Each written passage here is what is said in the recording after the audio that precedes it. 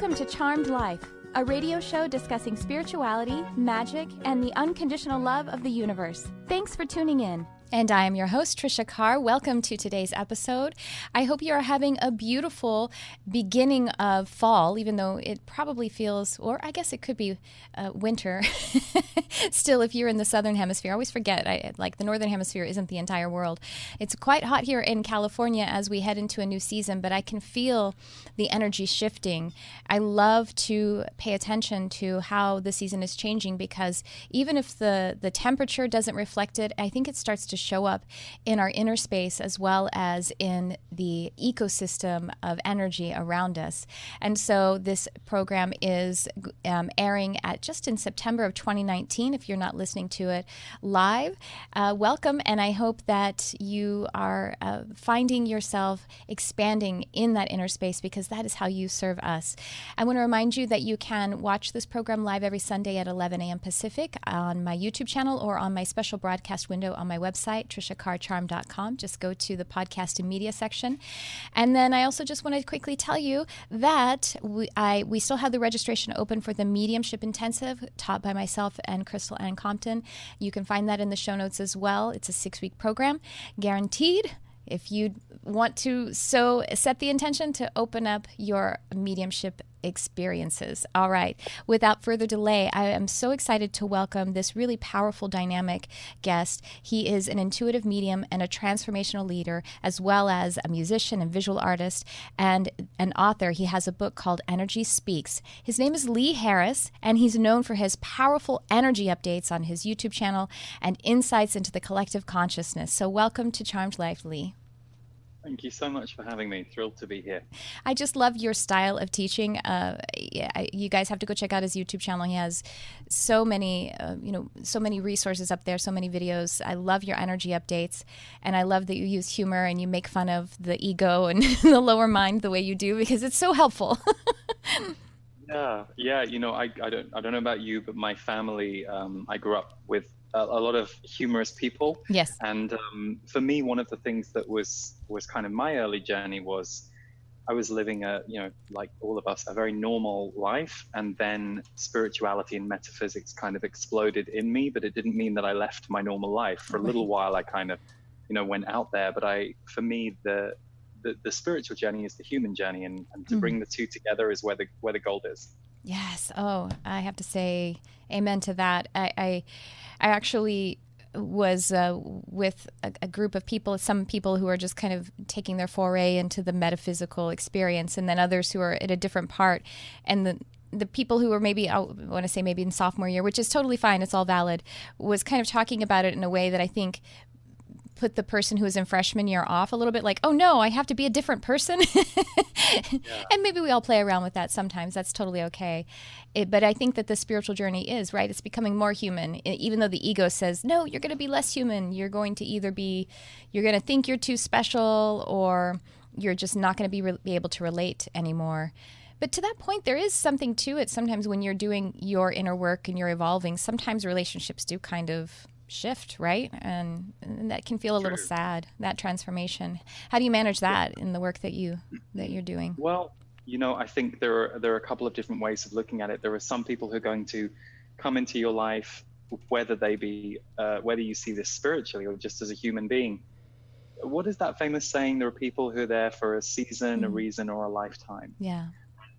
I do think that's very important to remember because there are people that come in and are there for us and help us at different times. But just kind of to go back to what you were saying a moment ago, I think one of the things I have got very clear about now, I've worked in the self-growth field for 15 years and have been a student of it for a little over 25, is I think many of us go into spirituality thinking there is a rule because it's a little unknown to us. And especially, when I started 25 years ago, you could go and get like a book at a new age bookshop, but that was kind of it. Now with the internet, there's so much information readily available to you. But I think because we have to some degree not looked at or honored spirituality in Western culture, when people first encounter metaphysics, spirituality, or an awakening experience, I think we start looking for, well, what's the rule? What does this mean? Who's going to tell me what X, Y, and Z mean. And my philosophy, having done, I think probably by the time I finished doing private sessions, I'd done 4,000 private sessions and worked with tens of thousands around the world in workshops. Everybody is unique. Yes. And everybody has their own way and their own experience.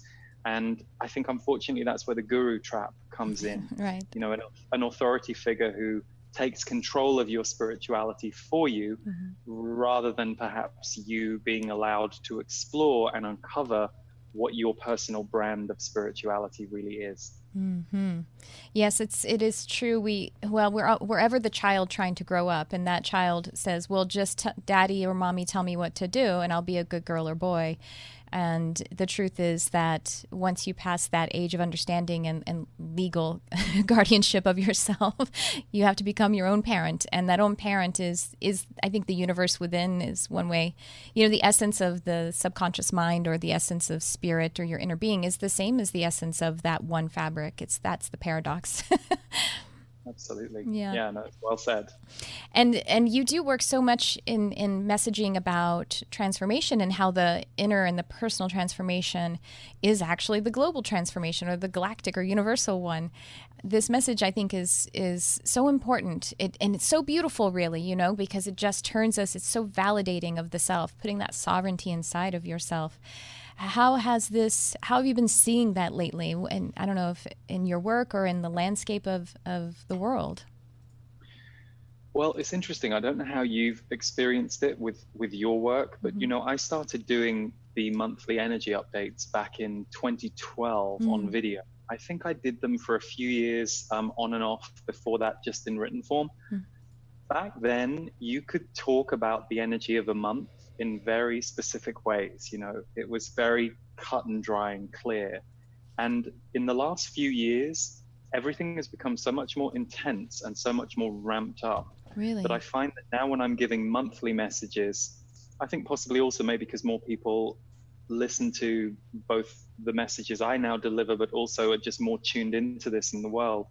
The complexities are a lot finer because there tends to be there's just a lot going on for people, and a real implosion for people personally because of what's taking place in the outer world. My guides, the Z's, always said that the period that we're in now, they said 2016 to 2024, you are going to see an enormous shift, and you're going to see a kind of breaking down of what people used to believe was true or rely on in society. And so, when I first heard that in 2011, that was a bit of an abstract idea, and I didn't really know what that would look like. But it's now 2019, and I'm like, I think we're all beginning to understand there is a real rubber meets the road happening going on the planet, where we aren't really allowed to be asleep at the wheel anymore. There are things going on in the world that are alarming people, are waking people up, shaking people up, triggering people. So all of that is kind of rising up. So as the outer world is transforming, so too are our inner worlds transforming.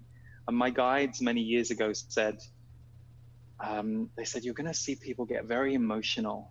And I completely misinterpreted that. This was probably 2008. They said, when you get beyond 2012, you're going to see people in the world becoming far more in touch with their emotions. And I interpreted that as purely a positive. I thought, oh great, everyone's going to be like hugging and like talking about their feelings. But actually, if you look at it, anybody who tracks energy or emotion on the planet, you see more people are breaking open, vulnerable, fragile, scared, going through massive challenges, whether it's the health challenges that seem to be on the rise, or whether it's people's financial or purpose-based challenges, the idea of their career or the idea of life or their trust in politics or whatever it is that's being shaken from underneath. There is this inner transformation that all of us are on, whether we want to be on it or not. And so, the messages that come through me over and over again recently, one of the things they keep saying is you have to self-care and you have to self-sustain, and you have to make sure that you are taking time to integrate, taking time to step back, taking time to breathe, and taking time to catch up with how fast this transformation is, because it's a lot to handle. And so I think if you can ride the transformation that way, then you can be useful to others. You can know why you're here at this time on Earth. And I think if you aren't integrating, if you are only overwhelmed, you can want to check out, you can want to like get me off this planet, or you can feel like everything is going really, really wrong very, very fast. So one of the things that I feel is my job that I'm called to do is to be a voice of how do we balance ourselves in imbalanced times. So really, I think that's kind of the job that I ended up with unwittingly. And the self-care, I feel like we continually are eliminating self-judgment and guilt. How does one build? What are some examples maybe that could help to jog people into if they're saying, "But how could I possibly enhance my self-care? I have 1,000 kids and 1,000 more bills and no time." What can self-care look like in a way that will facilitate the personal transformation and actually facilitate their service to their purpose and to the whole society even? What are some things there's a couple of different things there. So obviously I always think that people who have time and room to not worry about survival, you're the privileged. If you aren't trying to support your family or support several members of your family, then you definitely are in a position of privilege compared to most people on the planet. But with that said, I also have seen and worked with many people who are kind of running themselves ragged because they aren't asking anyone else to help them or to share the responsibility. And I think if you have a kind of nurture caretaker energy in you, or if that energy came out of you because you became a parent and it wasn't really there until then, but now it really is there, there's also an important message in these times to really recognize that a really good nurture caretaker is going to also be keeping an eye on their own reserves and recognizing, oh, hang on a second, I'm overwhelmed. Like I'm constantly overwhelmed. I'm constantly stressed. So I think I'm helping everybody around me, but actually they're picking up on my stress or my emptiness. Yes. So what do I need to strategically do here to change the situation? And it might be, if you're a really stressed parent, that you just need to give yourself some periods away from the kids, whether it's 10 minutes a few times a day, or whether it's engaging someone to look after them for a few hours once a week. And often what I've heard people say is like, oh, well, she's dependent on me. She won't, if I'm not there, she's freaked out. Well, that's not going to help her long term if she isn't going to start to learn to rely on other people. So I'm not saying rip the Band-Aid off in a way that's distressing your child, but I think sometimes what happens is our emotions get knotted up in other people. And so what will often happen with codependency is your grief or your emotion or your trauma is being mirrored by your child, and then you get involved in that and you want to kind of protect that child, but you're actually trying to protect your own trauma. So it's very complex when you're looking at parenting, because I think it's the hardest relationship in a way, because your design and your instinct is to care for that child. But I also see a lot of people who are the sole caretakers of their child, and there isn't really a support system around them. And the first thing they really need to start to do is to build that support in, so that it's not all on them, which is good for them and good for the children. So it's a very complex topic, and you really have to look at it case by case basis. But I don't believe anybody should be in a position where they say, oh, I can't even get 5 minutes for myself once or twice a day to just sit quietly and meditate. If that's your scenario and you're not in a financial or a crisis of any other making, freedom crisis or health crisis, then something's off balance in the rest of your life, and you do need to find the way to be able to just take some time to just come back to your own feelings. Because if you're constantly giving out and constantly caring for others, you start to lose your own center, and then you're just kind of lost in the weeds of everyone else. And this is when we have spiritual crisis or spiritual breakdown. Yes, and physical as well, because that the inner being, that child within, will get what it needs, so you will, if you need time to yourself, then you might get sick. You know what I mean? And then you'll find out that, oh, I can resource. I can find someone to help me with, I won't lose my job if, I'm not there, or my child will be okay if someone else steps in to help me. And it could be physical, or it could be some other kind of event in the life. It just, energy will be expressed. It just will, right? So true. It's so true. I had a thing last week where there were several things I was supposed to do in a day, and certain people were waiting for certain things from me in my team, and I just couldn't do it. It was like, I had a busy few weeks, and I just hit this point where my body, my mind, I just couldn't do it. And the phrase I told myself was, no one's gonna die. If you things off, no one's gonna die, but you might. Your spirit, if your energy. And so on that day, I was able to make that decision for myself that we were just going to have to delay some things. Right. So I was able to move those goalposts. I think sometimes there are far harder situations where it's not as easy to be able to make those changes, but I also think it's important to start to look at where can I make a change, especially if you're listening to this and you think, oh, that's just impossible in my life. If you think it's impossible, there's something you need to adjust in your structure of your day and your life, because like you said, the energy will be expressed and it will often implode. And I think especially for women who have been the kind of traditionally the nurturers on the planet and have been in a way had to overdo that job because men haven't been called on to be as nurturing. And of course, I'm generalizing. There are some amazing men who are natural nurturers, and there's some women who that's not really in them. They do other stuff.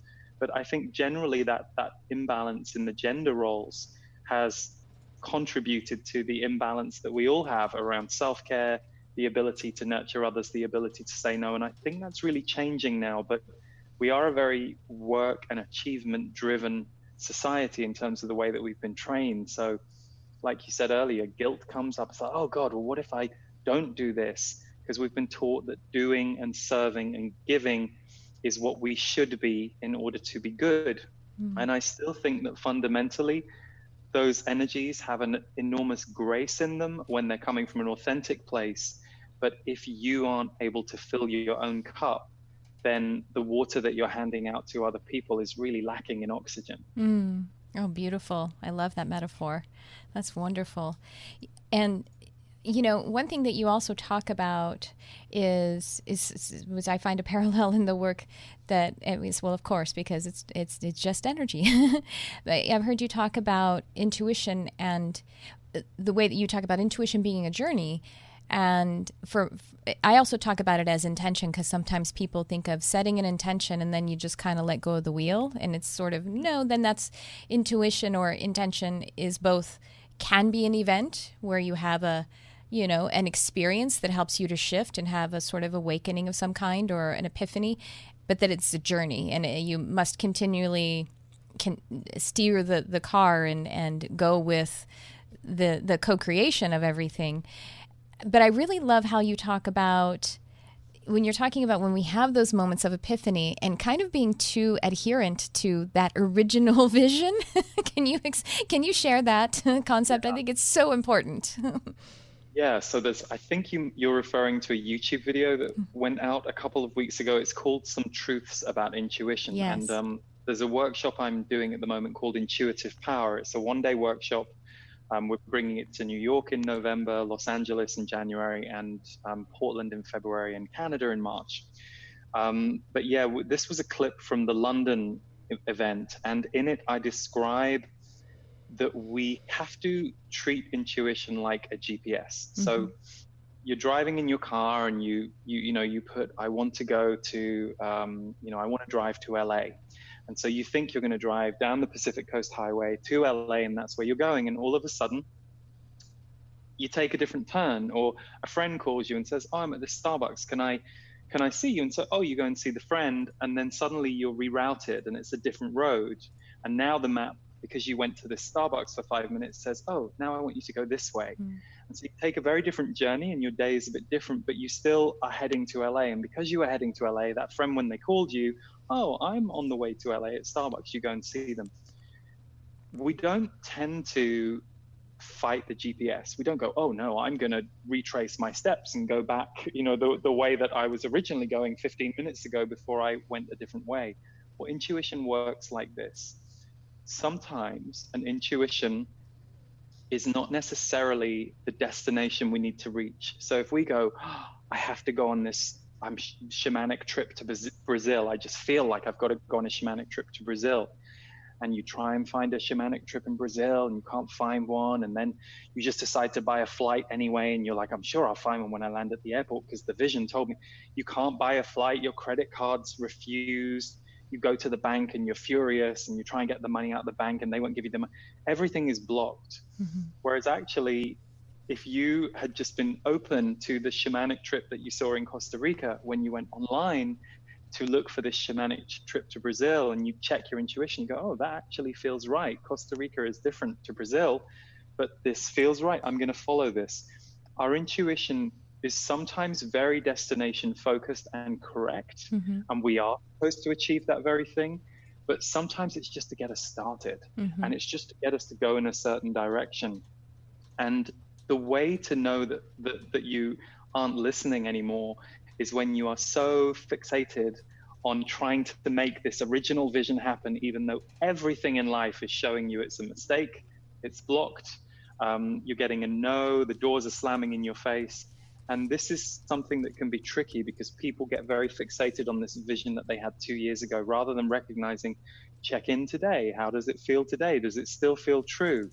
Because intuition is trying to get us moving, rather than trying to get us to a fixed place many times. Mm-hmm. It's about the journey.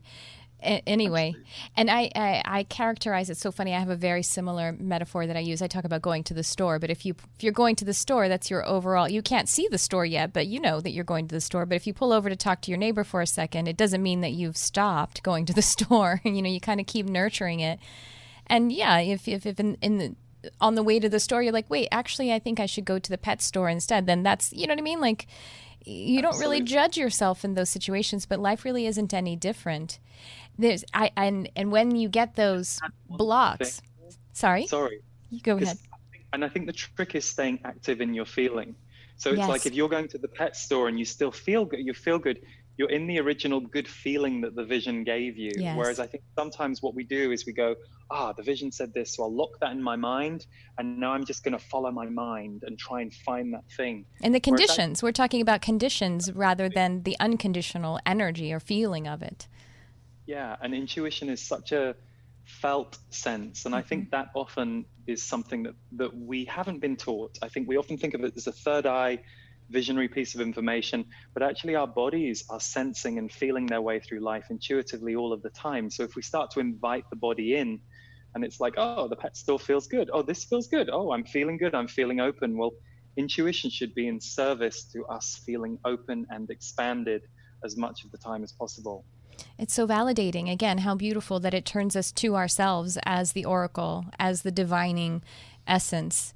And I think and we have that, but we also do have the feedback. I call it, the field. And I find that when I have those blocks, if you call them, and if I try to move past them, then I'm forcing the field. But the field always will correct you. It has to, because you can't move faster than the field, and you can't move faster than yourself. A little example I had, I'm setting up my own studio, and I have to cover these bass traps. It's like, something that goes on the wall. And I couldn't find the material to recover them. I couldn't find it. It should be the simplest thing in the world.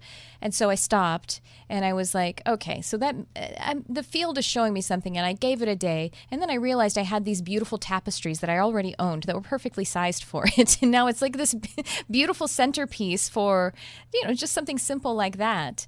But if I'd forced it, then I probably would have spent too much money, and it wouldn't have worked. And all the things that happen when you sort of force the field, or you force yourself to move faster than you're meant to move, and and again, it gives you the space to turn into yourself. And that's just so beautiful.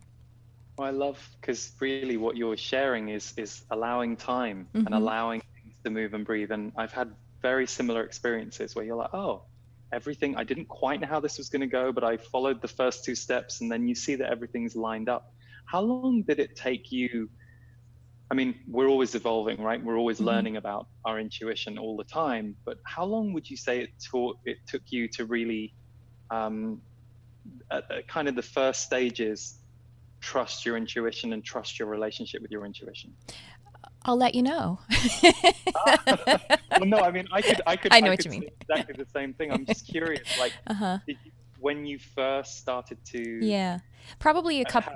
Well, I remember probably about a year into what would be the sort of turning over, metaphysical opening. I remember one moment of what it was trusting it. Well, a few moments along the way. One would be like in actually developing my intuitive and mediumship readings, where I actually just said the thing that I saw, and they were like, "That's exactly it. Tears, tears, tears. That's my mom." So little things like that. But then I remember another time where I was running late for an appointment or a class, and I was very frustrated and judging myself. But then I kind of had this, I guess, test that I was going to try and say, well, we're all divine, perfect timing. Perfect timing is actually our birthright, because, the wind knows exactly where to carry the seed so that it can be placed in the ecosystem so that it best serves the seed as well as the entire ecosystem. So I'm going to call in perfect timing. And I was doing it through gritted teeth. Perfect timing. You know what I mean? Like imperfectly, I was calling it in. And as I arrived to this class, to this appointment, 10 minutes late, all the students were standing outside the class too, and the teacher came out 30 seconds after I arrived and said, "Oh my goodness, I'm so sorry. I thought our class started in a half an hour." You know what I mean? Like, so then, so that was probably about a year after doing some metaphysical exploration, but to where it really flows more and more, it probably took 3 years. I don't know. My guides also tell me that it doesn't take time, it takes growth, which is incredibly frustrating. To the mind. I'm so with you, and a bit, I guess, a bit like you. I think it was doing readings for other people that really helped me trust my own intuition, because, like you said, there are things that you are receiving for other people. So while it's a different journey, I think, to get good at intuition for your own life, I think there are some people who are incredibly gifted with others, but don't find it so easy with themselves, and vice versa. I feel like there is something about the practice of seeing, sensing, and feeling the field as just a practice that just develops your own relationship to it. It's like anything, right? The 10,000 hours rule. If you put in hours, you understand the craft with a bit more dexterity and depth than you do when you haven't put the practice in. I think that 10,000 hours is so true. He's referring to Malcolm Gladwell. Which book is that? Is that The Tipping Point, I think? I think it's The Tipping Point. Yeah, I've read myself. 3, and they all, But I think there is so much. I think that is really a divine truth that he sort of brought through, because I think I did actually do the math at one point about that there was something about 10,000 hours of practice. And of course, I didn't do it until I was well past it. So I wasn't counting up to it. So I think that maybe is it. And so therefore it does just take growth as well, because it's not like 10,000 consecutive hours. It's 10,000 hours of your attention being focused. So that's, again, growth. Being able to find that time in your day is a part of your growth, giving yourself permission to find it and having it unfold. Yeah, absolutely. I have a question that, you described about that person with the big epiphany of the shamanic journey in Brazil. So I feel that what about the times when people are kind of wanting, really depending and almost coveting that big epiphanic moment, and you know what I mean, like, and they're kind of like, they have this and they're saying, I don't have one of those, therefore I'm not connected to my intuition. You know what I mean? Like, there's kind of the flip side of that. How would you speak to that? Well, there's two things in what you're saying. I think number one, the epiphany is very exciting. Sure. It's kind of like, I had all the endorphins and all the feels, and I came away from this workshop, and I was, it can be its own form of addiction, spiritual high or the visionary high. So I think that can be part of it. But for me personally, in the same way that I feel like happiness for me looks more like peace than it ever used to. Yes. Or than I ever used to want it to. I also feel like for me, intuition has become quite a small thing. It's ever present, but it doesn't look like a scene from Harry Potter anymore. Yeah. There were times when it did, and there were times when I needed it to. And Sure. more importantly, I think the reason it seemed so extraordinary back then was, referring back to what you just said about growth, it hadn't integrated in my daily life. Mm-hmm. So I think when these things start to integrate in your life, they get smaller. But equally, I think sometimes people think it needs to be this big thing. And again, because so many of us were taught to separate ourselves from intuition and spirituality and see it as this big mystical thing. It's like when I first heard the voice of my guides, I was like, it can't be this easy, because I thought this was this special thing. And of course it isn't. Anybody can do it. Not everybody will, but anybody can. Right. But at the time, that wasn't my belief system or understanding about it. Therefore, it took me quite a while to figure out that's what had, not to figure out that's what had happened to me, but to accept it and go, oh, it's this simple for me. I don't get, there are other things I wanted to do in life that I couldn't. I wish I could play the piano like an amazing pianist, but that didn't come to me very quickly. Whereas this was like light bulb. So I think it's knowing that it's a bit smaller, a bit less sexy, a bit less glamorous than you sometimes want it to be or think it is. And I think that can trip people up, because sometimes the voices of intuition and the voices of the mind are quite close. The mind might be here and the voice of intuition might be here. And if you haven't got used to differentiating and distinguishing, and one thing I always say is, the voice of your intuition will have some kind of feeling in it that you can expand through, that you can feel, you can lean forward into. The voice of your mind usually is holding or clamping you down. Yes. And usually the voice of your mind comes in quite quickly after the intuition. So for example, it happens to me all the time. Less so now because I know how to handle it, but it's like, I'll have this, oh, that's what we're going to do. And then my mind will go, oh, are you sure you can do that? Are you allowed to do, then all my programming comes up and it's like, oh, age 43, at this point in his development, he still has some old historical beliefs around what's allowed, what's possible, that he's going to have to brush up against. But that takes us straight back to what you said earlier. Intuition is a growth journey, because our intuition is always calling us forward into greater connection, greater presence, greater expansion, greater expression. So as it calls us forward, the other voice in us that's like, oh, I don't know if I'm safe doing all this, kind of come up. And usually if you can get in a relationship and a dance with those two, you can start to move yourself and expand your life.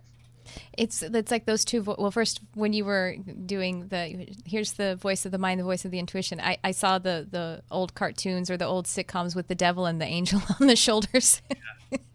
And they're in the same place. They're in the mental, emotional, or psychic space. You know what I mean? Like they're standing on the same floor, but they do have one's limited and one is expanding. So that's really interesting. One day we feel pretty good about ourselves. We feel I feel pretty free. Today I've had I feel really expanded. And then the next day, you're at home with the Dunkin' Donuts bag and too many episodes of something on Netflix that isn't really nutritious for you, but you're kind of in the hole going, oh, and all the people on Instagram in their bikinis look like they're having a great time. And I couldn't put, it's kind of what we do. It's the human condition. And I don't think the human condition is the problem.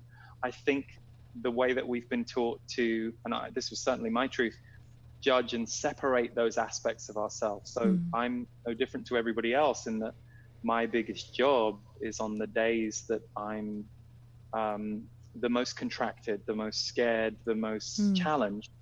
My biggest job is to treat myself and lovingly parent myself as best I can on those days for the parts of me that might be struggling to show up in the world. That's beautiful. And you did thousands, you said, intuitive mediumship readings, and then did channeling start to develop during that practice, or what is this development? What is the journey of those particular skill sets? What does that look like for you?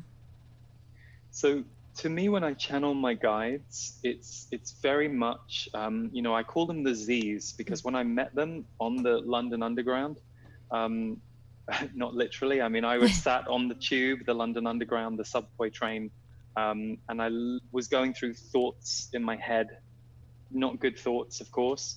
And they literally, I heard this voice, and I still to this day, this is the position I will hear them from, always slightly above my head to the left. And they said, that's an interesting theory, but you're wrong. I'd never heard a voice like this before. It was a completely different position to the way thoughts in my head are positioned. Because my own thoughts, like if I had to position them, they're kind of here. But this is above my head, very clear voice, very articulate, and very contradictory to all these thoughts. But more importantly than contradictory, had like really interesting things to say about them that when I listened, it was like, oh God, that completely makes sense. Yes. I hadn't seen it that way.